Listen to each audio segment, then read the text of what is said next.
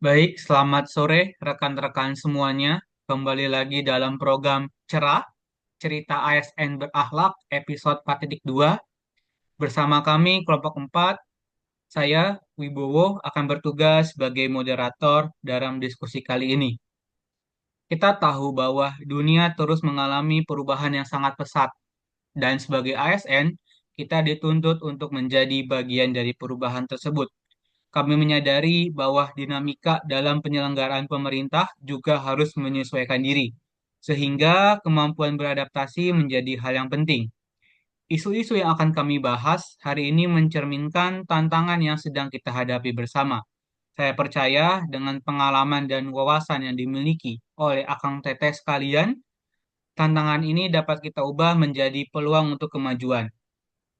Pada kesempatan ini, kita akan membahas yang sangat penting, yaitu tentang good governance atau smart governance. Itu adalah bagian dari reformasi birokrasi, tapi dalam penerapannya muncul berbagai tantangan yang menghambat efisiensi kerja dan juga menghambat pelayanan publik. Tanpa berlama-lama, mari kita bedah isu-isu strategis yang telah kami identifikasi.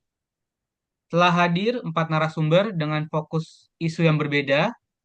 Narasumber yang pertama yaitu Kang Agus yang akan membahas isu terkait belum optimalnya penerapan sistem manajemen talenta ASN. Kepada Kang Agus, saya persilakan. Baik, terima kasih Pak Bowo atas waktunya ya. Baik, seperti yang kita tahu bahwasannya dalam pelaksanaan smart governance, penempatan ASN itu kan seharusnya didasarkan pada kompetensi dan kualifikasi. Namun pada studi kasus itu yang saya lakukan, itu terdapat dugaan bahwasanya ada pegawai ASN khususnya itu yang P3K atau dengan perjanjian kerja ya, yang diketahui itu memiliki kompetensi teknis di bidang infrastruktur yang bagus gitu ya. Nah ini justru di kantor itu ditempatkan di bagian administrasi keuangan. Nah, hal ini itu menunjukkan bahwa proses penempatannya itu belum sepenuhnya berbasis pada pemetaan kompetensi dan kebutuhan jabatan. Nah, dari kasus tersebut menggambarkan bahwasannya belum optimalnya manajemen penerapan talenta ya ASN. Seharusnya itu sistem ini mampu memastikan pegawai itu ditempatkan sesuai bidang keahlian agar kinerja organisasinya itu lebih efektif. Nah, ketidaksesuaian ini menyebabkan potensi ya. Yang pertama itu ASN itu tentunya tidak termanfaatkan. Nah, kemudian adaptasi kerjanya menjadi menjadi lambat dan khususnya itu motivasi pegawai ini menurun gitu ke depannya ya. Selain itu, kondisi ini menandakan bahwa proses rekrutmen dan penempatan P3 ini masih bersifat administratif, belum sepenuhnya berbasis merit dan kompetensi. Nah, dari pembahasan tadi saya mengambil kesimpulan bahwa isu belum optimalnya manajemen talenta ASN perlu segera ya dibenahi agar selaras dengan prinsip smart governance. Nah, diperlukan langkah nyata ya seperti pemetaan ulang kompetensi ASN, integrasi data ke sistem SPBE, dan penerapan sistem merit gitu ya. Nah, dengan begitu, potensi aparatur dapat dimanfaatkan secara maksimal. Nah, tentunya untuk mendukung pelayanan publik yang profesional dan efektif. Nah, mungkin itu saja, Kang Bowo ya, atas isu yang saya bahas. Waktunya saya kembalikan. Terima kasih. Ya, terima kasih banyak Kang Agus atas isunya mengenai belum optimalnya penerapan sistem manajemen talenta ASN. Mungkin selanjutnya narasumber kedua, Kang Hiro yang akan membawakan isu mengenai minim edukasi dan sosialisasi peraturan daerah berbasis digital. Kepada Kang Hiro, saya persilakan.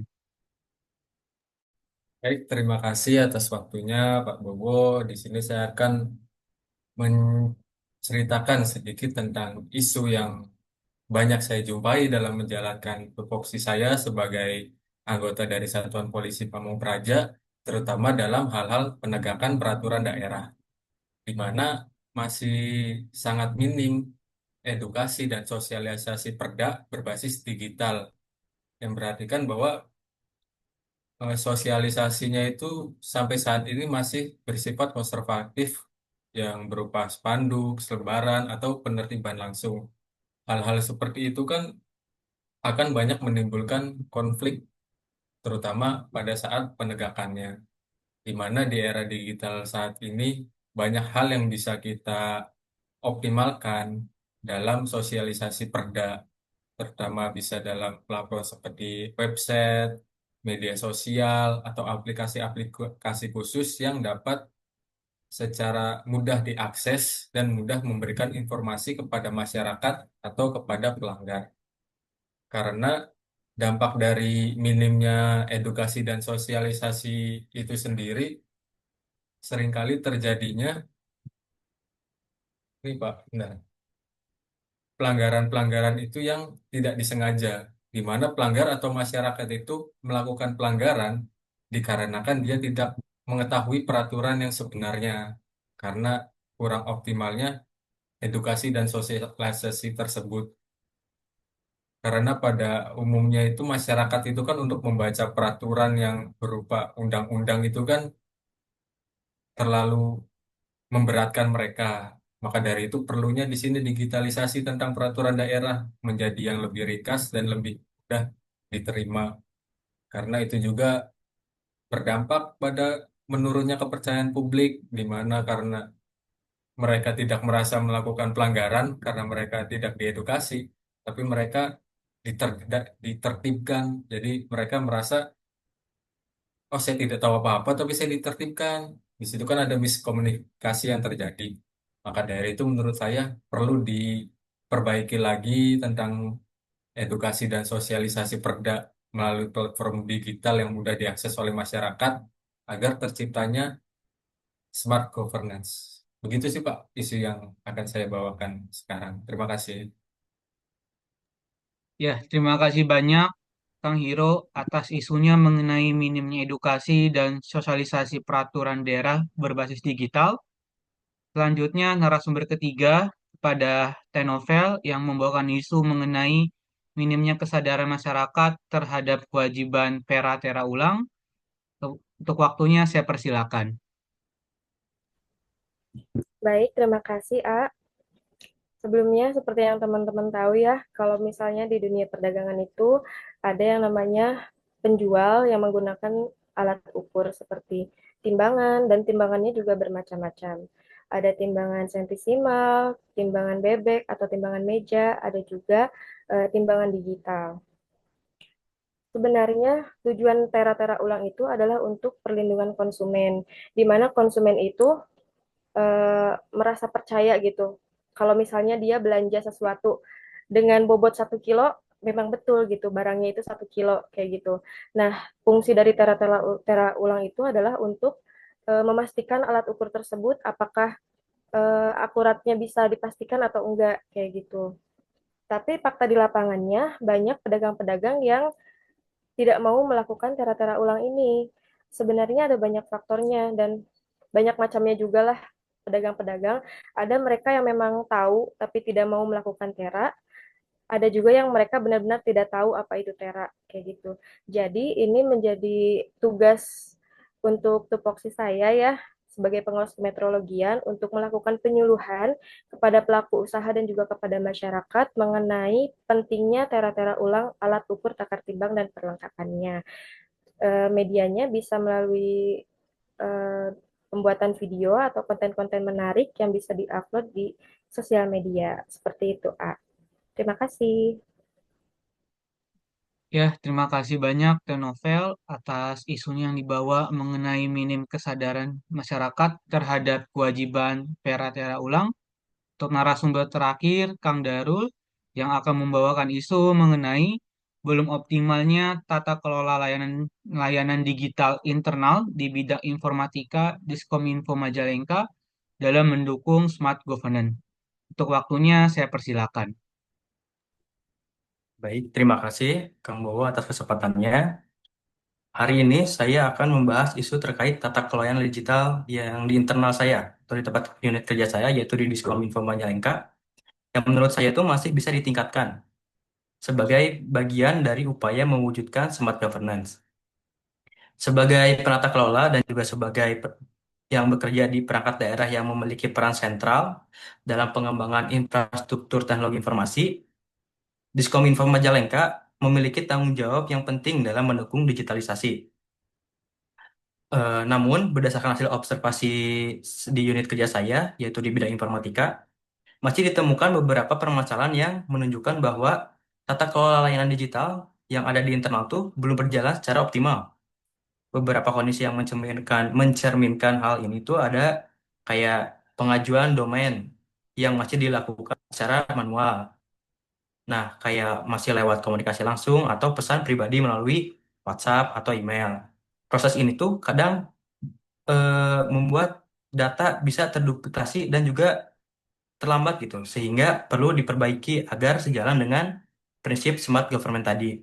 Lalu ada pemanfaatan layanan cloud yang di internal, yang pemakaiannya tuh masih belum merata gitu, walaupun sudah ada infrastruktur servernya juga yang sudah tersedia. Tapi sebagian bidang atau OPD lah yang lain juga masih memakai platform publik seperti Google Drive yang beresiko bagi keamanan dan juga pemanfaatannya itu masih belum ya rentan lah. Kayak kalau misalnya ada serangan atau apa yang masuk data kan itu penting di apalagi data yang sangat sensitif gitu, data pemerintah.